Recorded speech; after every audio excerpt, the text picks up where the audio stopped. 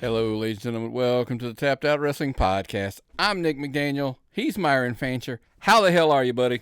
I'm good. I really appreciate everybody joining us today. Probably had one of the best pre-shows we've had in a long time. Uh, Unfortunately, you don't get to hear it, folks, because it's as greasy as it gets in professional wrestling. You know, we should start doing is recording those again.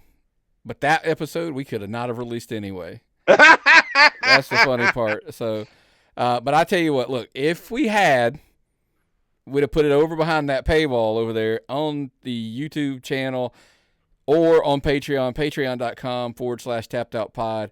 Or, like I said, over on YouTube, remember, man, go straight to the page. The handle there is at Tapped Out Pod if you hadn't figured it out. Like the page, subscribe to the page, hit that little bell to turn those notifications on. Hell, man, even sign up and be a member because this week alone, some really cool stuff got chug in multiple days of stuff. So if you remember, you'll know exactly what I'm talking about. So we're going to get inside the time machine. We have to do this on a regular basis. As of recording tomorrow on Wednesday, because yes, we're recording on a Tuesday afternoon for a change. This show will drop on Thursday. Yes. Like how I have. This is why you need to be a member so you get everything in order. Yes. It's that simple. We released a really cool thing. It was an opportunity we couldn't pass up. Heath took one of his colleagues from the university. She's a professional singer, professor. Yeah. They went to the Last Match musical down at Center Stage and did it's essentially one of Heath's hot takes. In the car driving back home, they recorded a review from a wrestling fan perspective and somebody actually who was a trained professional in that field, that does theater and singing and all. It's like she would put on that type of an event at their university. So that was really cool. That was behind the paywall. But if you're listening to us on Thursday, it released yesterday. Some of our other friends have had good luck with professional singers. Look, apparently, the singing is, I guess they tolerate wrestling people. That's all we can say, right? Singers have the patience to tolerate wrestling people. Anyway. Might pay off. But look, we're going to jump into everything because there's a lot to look forward to. But look, we don't want you to think, miss out on the fact there is lots of cool stuff over on our Patreon and on our YouTube. Yes. We're doing some coffee crossfaces in the mornings where we're talking about current topics. This week, dude, we added old topics. That's behind the paywall. Questions like, Myron, did WCW actually ever make a star? Oh. So that's over there behind the paywall. That's a good one. Oh, that's a good one. And if y'all ever think of something you want me to think about, just let me know and I'll do a topic. But WCW ever making a star, Nick? Oh, that is too good. Yeah, I think the biggest star they made was Eric Bischoff. Well, he's still around. He's still in that wheelhouse. But I will tell you where we're going to see some new stars made. Look, King of the Ring has always been a star-making event. Let's say not always. It used to be. And we're going to get into some of that a little bit. But we do have this weekend on Saturday, the PLE from Saudi Arabia, King of the Ring, Queen of the Ring. We're just going to talk about it briefly, and then we got some questions we're going to jump into. A little bit of a different format this week. Topic, couple questions related, and then topic, couple, kind of thing. Want to mix it up a little bit for you guys. We're not going to go we might. I was going to say we're not going to go through the entire card match by match, but let's start first. Obviously, as of recording, because even by the time here's an odd one, Myron. Even if you're listening on the regular release date, we still don't know who two of the competitors are. We do know all but two. Yes. We do know that Gunther is into the finals. He will either wrestle Randy Orton or Tama Tonga. Where do you fall on this? Like, if you were picking, who do you want to see? And the finals occur Friday in Saudi Arabia. Saturday.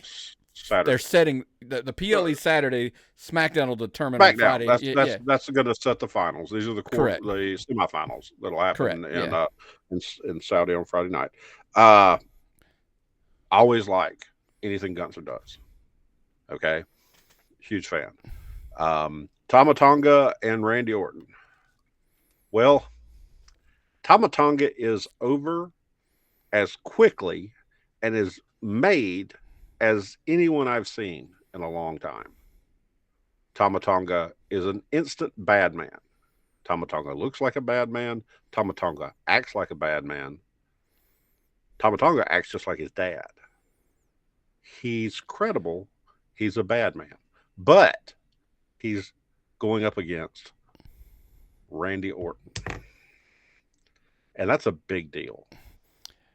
Because Randy Orton, quite arguably, and we do this like he's probably the smoothest performer in the ring that they have currently. Maybe of all time. Could be. We always say Randy Orton reminds me very much so when I say of Barry Windham being naturally like born into it, and it's like he just looks like it's easy. Yeah. And that's why, by the way, folks, that's why we take Randy Orton for granted, because he makes it look so easy when he does it. I think personally, so there's a couple things that I think play into who faces who at the PLE. We're going to address it a little bit more in another match that comes later. I think it's just because there's a little pull about who's in the matches and who wrestles on these cards by the powers that be at these Saudi shows. So I think, personally, it's Randy Orton and Gunther in the finals. Well, you need a babyface and a heel to really make it your typical super show-off Saudi show. And these are two alpha males. I mean, I know Tama Tonga is, but Tama's a heel. And that's just not your typical wrestling thing. And if we look at the women, we've got something similar here.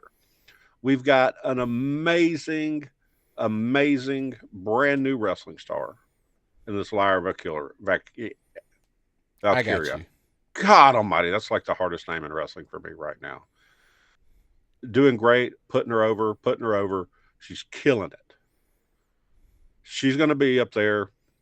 They're using her on almost everything they've got. They're putting her backstage with Liv Morgan and all of that. I loved the Raw I just watched. I watched it earlier before we did the show. She's going to be the one that they have to figure out who's going to fight. So you've got Nia Jax versus Bianca Belair. Bianca Belair's a face. Nia's a heel. Nia's a unstoppable heel.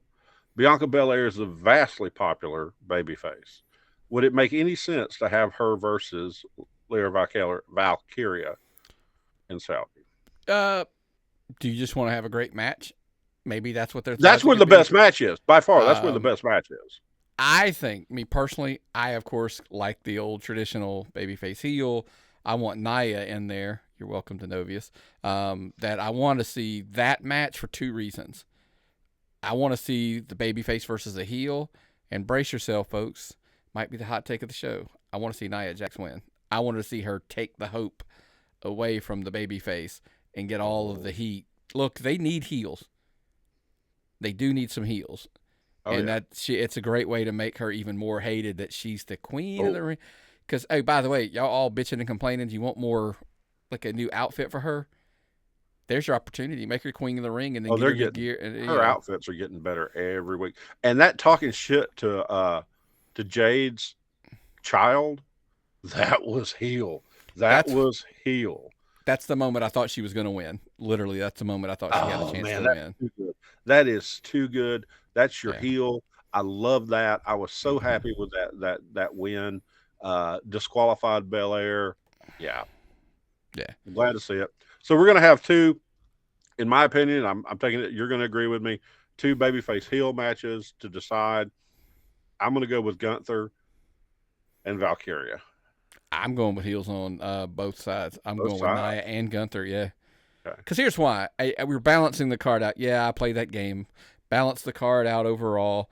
The only one that throws me for a loop, by the way, Sammy versus Chad Gable versus Bronson Reed.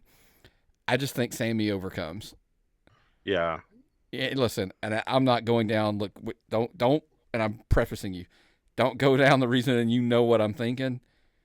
Isn't it kind of like a good move to kind of have Sammy go over on that card? Oh, yeah, he didn't used to go there. Yeah, so I'm like, put Sammy over in that triple threat. so because you can protect Bronson, he can pin Gable, blah blah blah blah. You know Bronson doesn't have to take a loss. Here's the match of all. Here's to me the most difficult match on this card probably to predict in my opinion, the Becky versus Liv. So the stories are that Becky's contract's up soon. She has not re-signed. And if she's not re-signed... I think she's re-signed.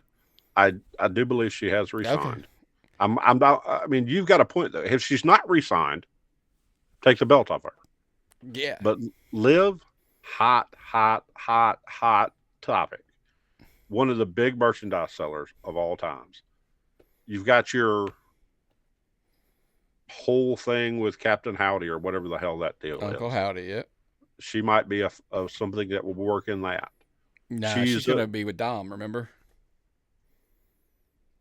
Lives with Dom. She's already popped out in the backstage. You've seen her walking around with Dominic. So something's going on there. Anyway, go ahead. Sorry. Oh, I'm trying to do the math in my head. Sorry. I think we've projected out that I think there's going to be something clearly like they've been on camera a couple times to the point that she went out in public and was like, hey, I'm not dating Bo Dallas anymore. I'm single. But it's, I think with her being spotted coming out of a room with Dominic a couple times, I just think they're setting up Rhea and her for when she comes back because that's going to be awesome. She's taking Dom away from mommy, so type of thing. Because that'll continue to separate out Judgment Day, so I like that. And then look, I think the last one's super easy. They look, we were like, hey, how do they get there? What are they going to do? When we recorded last week, we didn't know at that point that Logan Paul wasn't going to put his U.S. title up. Here's the thing. Until you clarify things, everything's fantasy booking, folks. Yeah. You can still send all of the hate mail and all of the, the shit talking to tappedoutpod@gmail.com. I take it like a champ, I promise you. It's okay. Everybody's like, he's not putting the title up. You were wrong. I'm like, okay, well, I didn't know that at the time. So you got to base. Well, how the hell did you see that? You didn't find that out till the last show. Okay. Right. How did you know that? They set that up. And Paul is such a good heel. Say what you want to about that guy, but he's a great heel. Yeah. And that might just be because he's really a heel in real life. Maybe he's working right out of his wheelhouse. But I love the hydration station. I got some new Glowberry Prime while I was up in Blairsville or wherever the hell I was, Blue Ridge, I can't remember. For $1.50, it's selling for $8 a bottle on Amazon. I'm going to get rich, Nick. Get a rich selling Glowberry Prime. But I think if you can get Denovius to go ahead and book his plane ticket, if Nia Jax wins, I'll get a hold of Grandpa and Jeter, and we will have the first annual Nia Jax fan club meeting. All right, we can do that. I think it'll be in Conyers at the PCW Dome if we can get that scheduled. There you go. I'm going to reach out to some of the guys. But, look, I'm looking forward to this pay-per-view, Nick. Really. Well, hold on, because I wanted to bring in what we were discussing earlier, Logan Paul. Because a lot of people are complaining, why is Logan Paul even – because, he's had 2 quick matches. Cody has pronouns. He's had 2 quick matches with not, 2 or 3 weeks build up. Do you remember what we said about the Randy Orton thing about why do I think Randy Orton's in the finals? Same reason Logan Paul is in the world title match.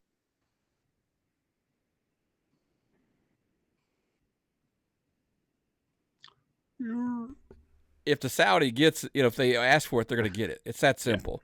Here's $1 zillion. He got up titles. Remember, he was at the last one. And guess what? I got a feeling. I think they're Logan Paul fans. Yeah. So that's why he's on the card. It is a solid card. Brian. Oh, it's an incredible card. I understand this card. I'm looking forward to this card. This kind of stuff makes sense to Myron. And this really leads into our... I just want to point that out. 5 matches again. 5 great matches. Yeah. Nobody's complaining that there's not enough on this card. No. Because you're going to get 5 great matches. Nobody's going to go home unhappy. Nope. But our friend Alan from Jackson, Tennessee wants to know, who are your favorite King of the Ring or Queen of the Ring winners? This is tough. This is very tough. tough. So here's the thing. I'm going to be honest and fair. The Queen of the Ring hasn't really been around Yeah, I long don't enough have anything. to have the huge emotional attachment to it yet. It'll get there someday, I'm sure. It's just not there right now. I agree 100%. So I think there's two ways to look at this and see if you agree with my thought process here. I'm studying. Yes. The easy answer, everybody's going to jump to Austin 316 being born, when he defeated Jake the Snake Roberts in the final for the King of the Ring. That's not a bad idea. I understand the logic. That's the potentially the largest launching pad of all time. Definitely. Definitely. But my thing, I came at it from a different aspect.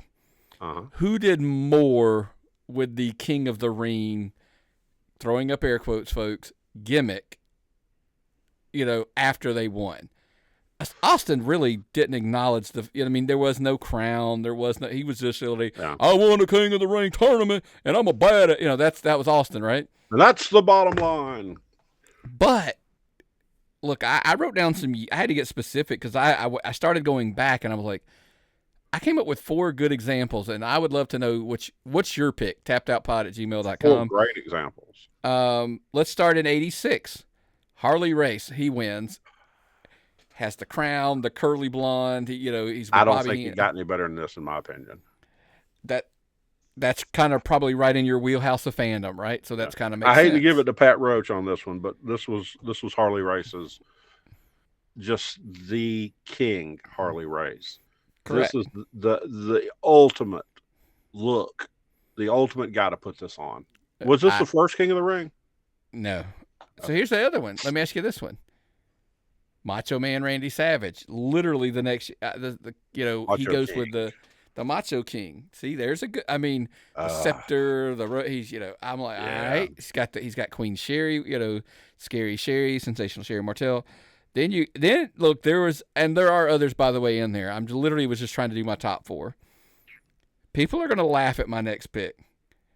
I thought King Mabel was priceless. I don't remember King Mabel that much, so please elaborate. The Men on a Mission. He was like Viscera. Oh, I know who he is. I don't remember his king though. Yeah, he won King of the Ring, and he had this big old like purple and like yellow outfit on, and he had the crown and the cape. And look, King Mabel to me was the bomb. And look, I get it. It's right there in the like 95, and I understand that. It is right there on the cusp of peak. Like the Attitude Era is about to launch off. They hadn't quite got there yet. So I was like, and you have to think of your brain in 95 and not Attitude Era brain, so that's kind of why it worked at the time. Yeah. But then there's the one that probably most people remember most fondly, 2006, King Booker. That was good. Booker T he's such a great personality. Such a great personality. I've always loved Booker T, and the King gimmick. That was so good on him. He did such a good job with it. Did Booker T get more mileage out of that King of the Ring than anybody ever? So I think that's a fair, legitimate question. tappedoutpod@gmail.com. Share your thoughts. I think yes. What do you think? I can't think of anybody who did more with it, who used it more places, who took it more places outside, like for non in the ring stuff, for backstage stuff, for cameo shots, for all that. What do you call that? Backstage is the word. Yeah, he did it. He brought it. Charmel and Queen Charmel. So I just think there's depending on yes, did Austin have the greatest launching pad of winning King of the Ring? Absolutely. I had this debate the other day with somebody about something very similar. I don't think that if Austin doesn't you don't get the Austin 316 shirt if he doesn't win King of the Ring. No. But I still think you end up with Stone Cold Steve Austin. I think Booker T elevated himself even further into the stratosphere winning King of the Ring. So that would be my pick. So I mean, it's harder for me to think of John 316 than it is Austin 316. I go to Austin 316 before I go to the Bible verse. That's just how big a deal it is to me. Oh man, that is so many fond memories of the past. But we got a guy here that wants to know a question about something current, Nick. It's Justin from Port St. Lucie, Florida. Port St. Lucie, Florida. That sounds like a nice place to be. You been there? It's the next town over. It's the next town over from Fort Pierce. Yeah. Okay. Yeah, Justin's mailed in before. Yeah. I think I know that guy. He might be insane. Is he insane? No. A totally different person. Yeah. No. Okay. Do you guys think Damian Priest is a long-term or transitional champion? Well, he doesn't have a title match on this card. Mm-mm. You know why? Why? Because not only do I think I know when his next date is, here's the thing. It's really unfortunate, and this isn't going to be a long answer. I apologize, Justin. This is a real quick answer. It sucks for him. I think he loses at the Clash at the Castle, June 15th. McIntyre? Yeah. I just don't think there's any way they have McIntyre, because I think they're setting that up. Because, look, everybody knows the money. We're after McIntyre and Punk for that title. Yes. And so, unfortunately for Damian Priest, I think he'll get another opportunity. I think they see the money in him, but I think he was the opportunity. Seth was hurt. They weren't quite ready to go to where they were. They needed to buy time, but they gave Damian because look, he's got a moment now. He has a WrestleMania moment. He cashed in. He became champion at WrestleMania. So I think that's kind of one thing WWE does really well. I promise this wasn't a long answer, and here I go. One of the things I think WWE does really well is they give you a taste of somebody just to see how the crowd reacts. They'll pull it back, but they're like, all right. They like them. That's going to come in too later on the show. Exactly. But I'm going to tell you, he's not going to lose it on his own, Nick. Oh, I don't think so either. It's going to be an interference call. And can you guess who I'm going to say is going to interfere in the match and make him lose the title? It will be somebody in his own group. It'll backfire. I think that's what's going to happen. No, it's not. The guy's not in his group, Nick. Who? Well, Punk. Carlito. Carlito will interfere. Carlito will finally get this thing turned on him. And this is where the Judgment Day will splinter. I think, when is Mommy coming back? Oh, it's a while. Okay. So that won't do it. So you'll start seeing Carlito and Dom, the tag team. Things are just going to keep splintering. I see it. They try to help him, and it backfires. Yeah. That's a good possibility. So, yeah. I'm going to be on that. But there's another big pay-per-view this weekend. How crazy is that? Hold on. Let's go back to Brian's question. Yeah. Jumped over Brian's question. Brian from West End. How did I miss that? I don't know. Oh, yeah. Okay, so did you guys, and this is something we're also talking about, did you guys read about Mania airing on Netflix in New Zealand? And if so, what do you think they were trying to see? Okay, so I read on this story. They aired WrestleMania on Netflix in New Zealand, just did. Weren't planning, didn't tell anybody, didn't promote it, a real big deal, just showed it up. Yep.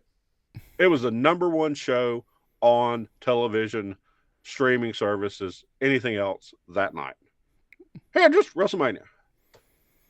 So that was just to prove wake up and that was the case. Yeah, it was a test zone. But how cool is that if you just were sitting there one night and you're flipping through and all of a sudden it was like, it's there. So people who really hadn't planned on it or didn't know what they're going to do, there's WrestleMania. Oh, let's watch WrestleMania. So let's think about it. Now they can do it. So outside of the continental United States and other places, Netflix is going to have it all. Mm-hmm. They're going to have the pay-per-views.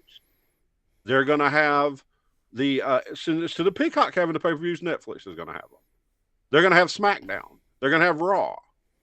I guess NXT too. They have everything. Yeah, outside of the United States. How cool is that? They got the whole package everywhere else in the world. Mm-hmm. And they can just put it on regular TV anytime they want to. They put it, anything. Look, this Netflix thing just continues to evolve over time. This being, hey, they just wanted to test to see if they could do it, things like that. I think there's a couple other things that people aren't kind of taking into consideration. Oh, yeah.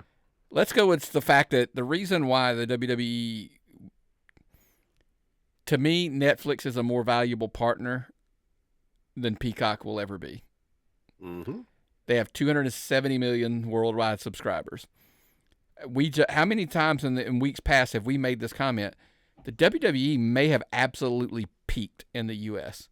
Look, I'm not saying they can't get more audience, but when you are incrementally trying, and look, I say it about indie promotions. I say it about smaller other promotions. We're saying it about the guys we're going to talk about next. To incrementally grow your business, you have to figure out what that next step is. Yes. WWE has looked at the North American market and kind of been like, dude, we're kind of peaked here. Yeah. Well, Netflix even if you're not is the solution. peaked, your gain is smaller in a market that's saturated. You've got two national wrestling companies. WWE's been in America for all this time, but they haven't had worldwide exposure for all this time. So they're getting new audiences. That's good for business. That's real good for business. And Netflix, isn't Netflix really the first streaming service? It's the biggest. I mean, literally, it's that simple. It's the biggest. Like I said, 270 million subscribers worldwide. I mean, if you're getting, do some math, folks. If in the U.S., Smackdown on Fox is getting 2.5 million people watching. I mean, think that is literally 1% of Netflix subscribers worldwide. Mm-hmm. If you could get 10, the growth opportunities there. By the way, there's an added level to this story that I think I know you had talked about an article where, hey, does ESPN buy all the UFC pay-per-views and kind of do what Peacock does? Mm-hmm. They better, because I have a huge inkling that Netflix is there. I think they're in the market for UFC as much as anything. Well, the thing is that I've studied on with this. Retention is the biggest problem with streaming services. The main way to get retention with streaming services is live sporting events. Wrestling helps. Racing helps. They got that on a streaming service. I believe it was ESPN. ESPN produced some TV shows, and then Netflix did some live TV shows about F1. The ratings went through the roof. So let's say they're going to do some reality TV shows about wrestling. That's going to help ratings. That's going to be more programming. They're going to do a wrestling reality show. Great. You're going to make people want to watch it. You're going to increase your retention rates. So if they get all of your UFC fights, so you're going to pay one fee. You're going to get all your wrestling, all your UFC fights. Maybe the price goes up. Maybe it's an add-on package. I don't know if you have YouTube TV like I do. Well, every time I log on to YouTube TV, they offer me something new. Last night, it was WNBA. The night before that, it was something else. Now, I'm not going to buy any of these things because I don't watch women's basketball. I don't watch a lot of baseball. I don't watch things like that. But it's there if I want it. Maybe it'll be something you can add on to your Netflix package. But it'll be there. Maybe for $10 a month, you can get all the UFC fights. Imagine that. So it's crazy. If you told insert, fan base, because think about if you like, hey, we're just going to buy all these fights, put them on Netflix. Yeah, hey, everybody, the price of Netflix is going, you got to have the premium tier, let's say. Yeah. There might be it's still cheaper than the pay-per-views. Yes. So they go all in. Look, think about it. Since day one, I have not had 1 month since the original WWE Network launched that I did not have either the WWE Network and then it transitioned into Peacock. I've had one of those services continuously since it launched because of pay-per-view /PLEs with the WWE. And this is a long term. This is a long-term game, and I think eventually it ties into the other company as well. Yeah. Well, that's the problem with the other company. The other company doesn't have a streaming service. The other company has really tough trouble with their streaming platforms. So buy the pay-per-views. How many times have they switched around where you buy your pay-per-views at with this? So there's a huge advantage. It started at the last pay-per-view, and going into this now, you can do traditional. It's on Triller, which used to be Fight. They've now they're buy pay-per-views.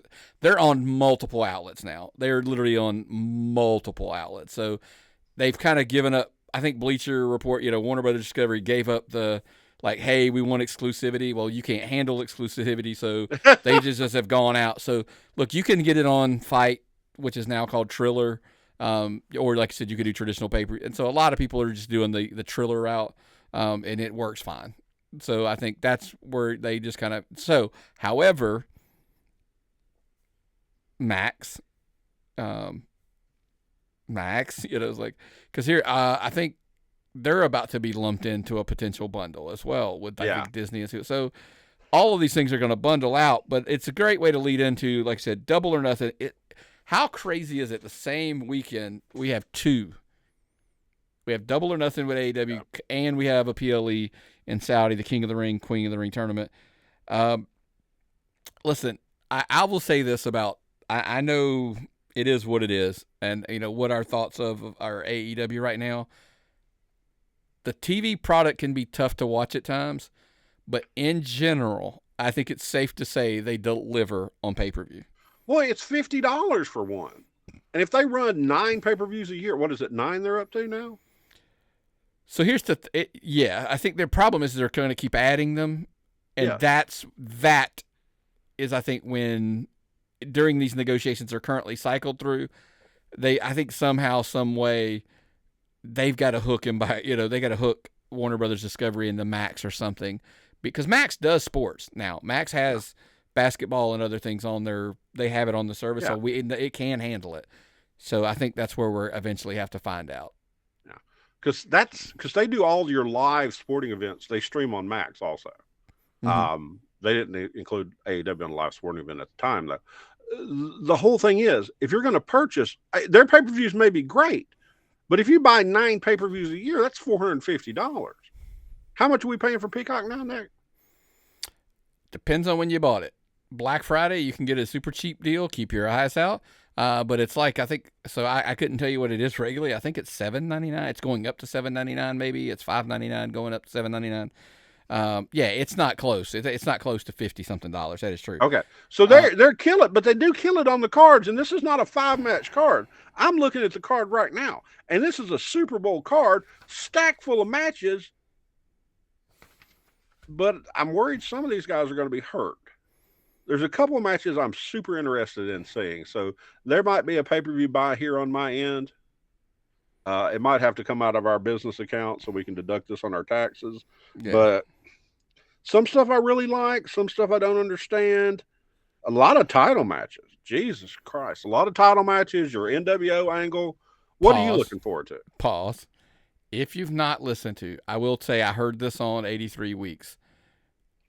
Dolph Ziggler, Nick Nemeth, his brother Ryan Nemeth, go on his Twitter account. He did a parody that is so hilarious about promotions that just have way too many tournaments and titles, and it is one of the funniest things I've seen in wrestling in a long time. So go check that out. Anyway, but to answer your question, that's the problem. There's a TBS women's title, a women's world title. There's an international title. There's the main world title. There's let's see what else. The TNT Championship. By the way, they're having a elimination match for the IWGP Championship, which is a title from Japan. There's the FTW Championship, which will be Jericho will be defending. Let's jump to that because it's to be announced. They're going to have a match to determine that, and it's real cut and dry, folks. He's wrestling Hook, if I had to guess. Hook's getting this belt back. Yeah. Now, again, we haven't seen Dynamite going into this recording yet, so there's lots of stuff could happen between, now and then. But that would be my take. Not interested in looking. I a lot of this. I'm blunt. There's a lot of this I'm not interested in.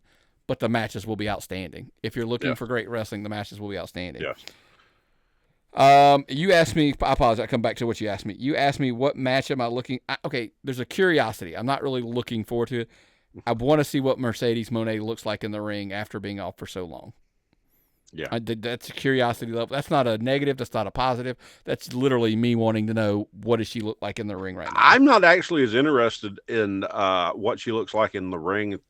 I'm interested in how the crowd reacts to her.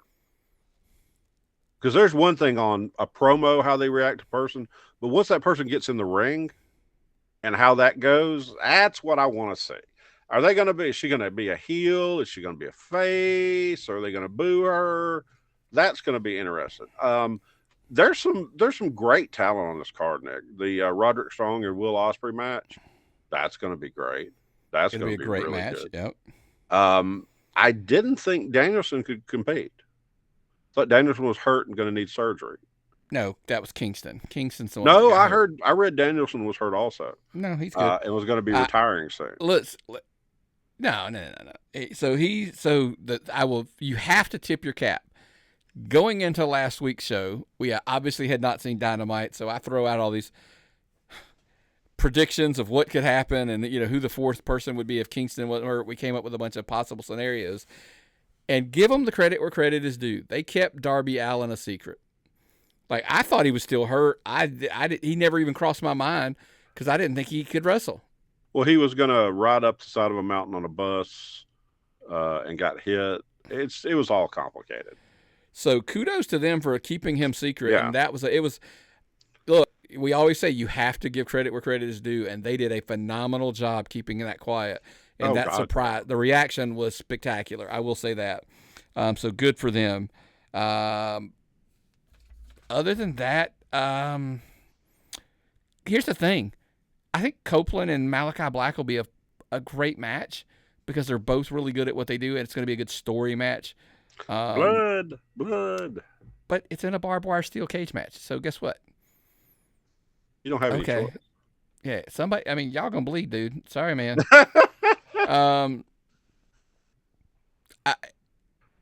Do we want to? You know what? I'm going to save this other one because I forgot there's a question that asked us about this. So the Moxley match, we'll get to that in a minute. So yeah, I guess, is that it? Like, because Christian Cage and Swerve Strickland is a very novel attempt. I'm a big Swerve guy. I really like the character. I've liked it. I do like that they've broken him off now. He's kind of like on his own. So that'll be cool to see. And Christian's not ready to be backpedal up. That was going to be taken the wrong way. They don't need Christian to be the champion. No, he's over enough that you don't need to put a belt on him. He should be making talent. Not that I'm going to quote Carly Bravo on anything. Carly, don't disrespect, but he's right. He doesn't need to be making talent right now. He's sorry, Carly, I'm actually joking. But his purpose now should be teaching these guys and putting them over. And I think he can do that probably better than anybody else right now. He's in that position. Yeah. I'll have to see where the rest of it lies. Yeah.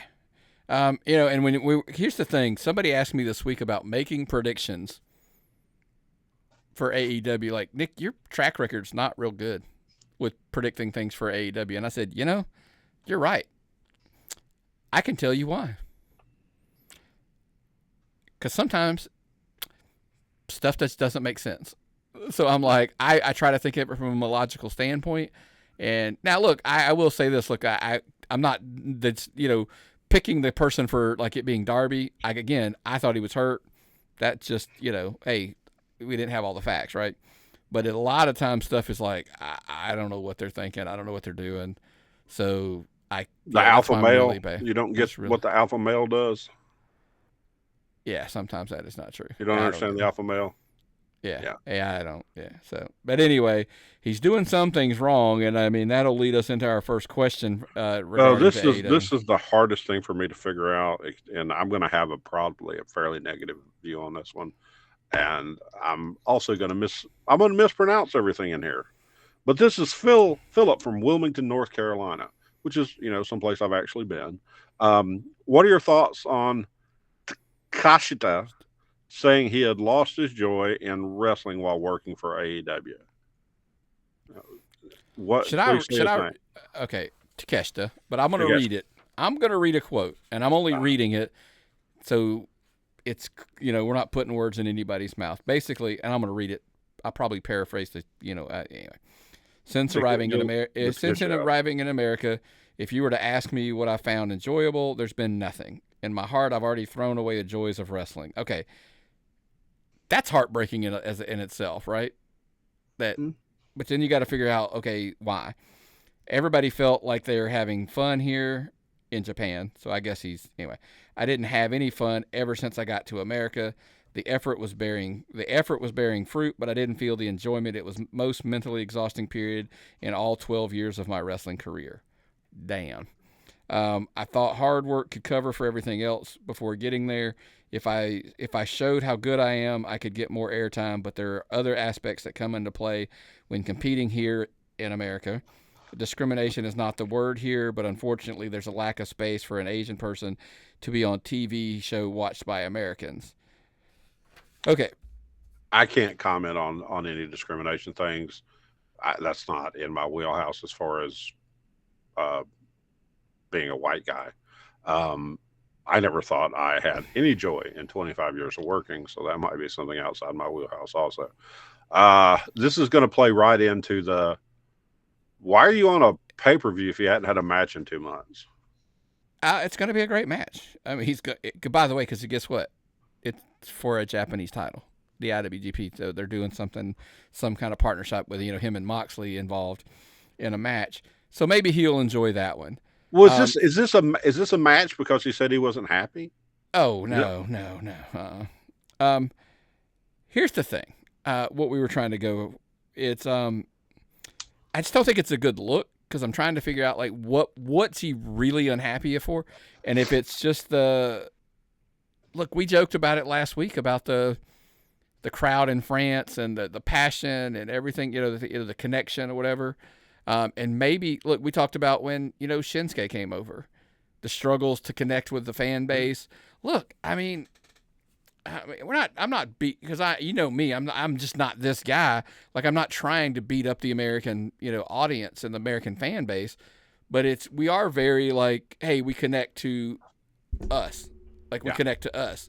And so maybe that's it. Look, I hope the guy has a spectacular match with Moxley, fire's rekindled, the crowd's behind him, and, he gets his joy back. Because I can't even imagine. I can't imagine doing wrestling if I wasn't enjoying it. Yeah. Well, it seems like to me in Japan, you can get over, especially now. Apparently, it was different, when Brody and those guys were over there. But apparently now you can get by a lot more on moves and work rate than you can over here. Also, if you look at what WWE has done with Asian talent since Nakamura, Asuka has been given outrageous gimmicks, outrageous Japanese gimmicks. The other, what do you call? Damage control. They gave him a mouthpiece. I mean, like you said, they gave him a mouthpiece with Bailey and now the other girl. So they've been marketing and figuring things out and making things easier for the other Asian talents to get over. Is this what they're going to have to do with some of these people in AEW? Is AEW still going through learning pains? Yeah, does AEW need to listen to some of the other people more? Listen, there's a great episode this past week of 83 Weeks you should check out about the parallels of WCW in the 99-2000 era and where they are today. There could be reasons talents aren't super happy. But I think long term, just trying to see how much time we had left because I don't want to go down that rabbit hole today. I had to make sure I didn't want to go too long. But I'm just hoping, like I said, if the guy's not happy, dude, then I hope he goes back and finds his happiness in Japan. That's I really don't, like I said, I don't really know what we can say. No, he's being billed in a top spot, but what if he loses it? I mean, what if they get tired of him? What if Tony Khan loses his spark with Okada? Is that what it is? I think he's going to be safe because he's like in that circle of Kenny, the Bucks, and like those tier levels guys. I think he's going to be protected. That's just my opinion. I don't know. That's my guess. But anyway, but that's enough about AEW, man. Let's keep it rolling. Let's go into our next one. This is a good question, and it hits kind of home. Anthony, Nash, Texas. What's your favorite star to watch on NWA or MLW? Well, should we pick one from each? I can. No, I'm saying should we? I said the question because look, I think is easy, super easy. NWA would probably come down to 3 people actually, and I know all of them. And because here's the thing, what I'm gonna put you on a challenge though, like really like a regular talent. So like that, because NWA has people come in and out. Like, look, we're not gonna lie, I'm pointing. MLW is Mads Kruger, Cruel pickup. He's hands down our favorite there. Yes. Look, I did it on the indie show this week. I put out like he's a follow you have to have on social media. Yes, dude is crazy insane. Yeah, the spots that he put up this week with the plates in the chest and then on his head and pulling them out in the match, just yeah, it's a little much for me, but dude, I mean, if that's your cup of tea, dude, that's awesome. And one of my favorite people on top of it. I have to say, and has the greatest line of spices that you'll ever taste. And look, by the way, they're coming to Atlanta June 1st. Oh yeah, go check this out. Right. Go check this out. That's going to be a phenomenal show. Yeah, if you don't have your tickets yet, check them out and sell the building out to support that company because they're doing a lot of cool stuff. Yeah. Look, you can't. The coolest part, if you can't make it, it's going to be live on YouTube. That's a unique. That is really, really an interesting model for sure to put it out there like that. Look, I encourage anybody that can go see it in person. I just think it's going to be a super show. Yeah, yes. I really do. It's going to be fantastic. But the YouTube model just kind of threw me that like, hey, we're going to put this on live, and I'm like, I'm in, dude. That's awesome. Unfortunately, I've already committed to be somewhere that day, so I can't really do either. I'm not gonna be able to watch it. But guess what? I'll watch it later though. It'll be fun. Love you too. Favorite medium. NWA. Pick your NWA talent. I'll let you go first. Sal Rinauro, Judas, and Alexander Lev are the 3 guys that I think are great. Sal Rinauro is a national treasure. I got to see him again on Sunday. If I see Sal on a card, I'll always try to make it there. That's just that simple. Sal Rinauro is not only the most talented in-the-ring performer that you can see, he's also the most talented outside the ring. He's also the most talented personality, character-wise. It's just, especially when he works heel. I like it so much when he works heel. But yeah, he goes dark. Yeah, he goes dark really quick. Yeah. If the question were, hey, I've said this before, so this shouldn't shock anybody. If I were the NWA and you were asking me who on our card, who should we put our title on? It's Judas. I'm like, I think that's a pretty easy answer. That's just my take. Now, if you're asking my favorite wrestler, it's Sal Rinauro. I'm like, he's just he can be heel, he can be baby. He's very entertaining, very funny. He's pretty good at this wrestling thing. Yeah. So all the above, like as far as he's my favorite wrestler there, it's him. But again, if you're like, hey, we're going to put our title on it. I'm not saying, here's the thing. I'm not saying that I wouldn't put it on Sal at some point, but if I'm trying to grow my brand to the point where like I got to put a belt on a guy that everybody goes, oh my God, he's that's your champion. Yeah. Okay. Well then that's Judas. That's my guy. Yeah. So that would be my take. So, but man, look, I keep saying it, and I got to make this happen. Sal, we got to get Sal on. Whether we hide that thing behind the paywall, on our YouTube channel or on Patreon, patreon.com/tappedoutpod, or of course the YouTube, become a member there, like, subscribe, turn the notifications on. Look, a lot of the stuff is free. it does go there. I mean, it's not all behind a paywall, dude. It's just, we're trying to, give people some quality content for their price. But if you're just the audio listener, we have the regular national show. We have the indie show that comes out. Those two every week, all podcast platforms, Spotify, Amazon Music, Apple Podcasts, iHeart, anywhere and everywhere there's a podcast platform. That's where you want to subscribe. And like I said, hey, if you even got a couple minutes, boop, boop, boop, boop, give us one of those little 5-star reviews. We greatly appreciate Stars. Yeah. So just pretend you're Dave Meltzer. Just pretend you're Dave Meltzer. 5 and 6 stars on everything, folks. Pretend you listen. If you pretend you're Meltzer and you just listen to our podcast inside the Tokyo Dome, and give it 6 or 7 stars if you're so inclined. We greatly appreciate you, man. The work rate, our work rate is phenomenal. Yeah, it's been a week, dude. Trust me, it's been a week, and it's going to be another crazy one. Go out and check out. Like I said, MomoCon is in town this weekend. Check them out. Lots of other stuff going on. Here in the next few days, obviously. Follow your local indie promotion, dude. I tell you that all the time. Go out and check them out. The best thing I can recommend. Best thing I can recommend is going to see local independent wrestling. Yeah. Makes me so happy. Dude, I went on a Monday. You went on a Sunday. I went on a Sunday. You went up to Tennessee to go catch a show. Got to see Frankie Parrish, Air Paris get put into the Hall of Fame for that particular show. We've seen the greatest variety of wrestlers. I had to miss Southern Fried Saturday night. I was up in the mountains. Cannot get enough shows. So many great shows right now. I bought that new Sony vlogging camera so we can start shooting content before and after shows with the wrestlers if you want to start doing some of that. So, man, we're on the ball.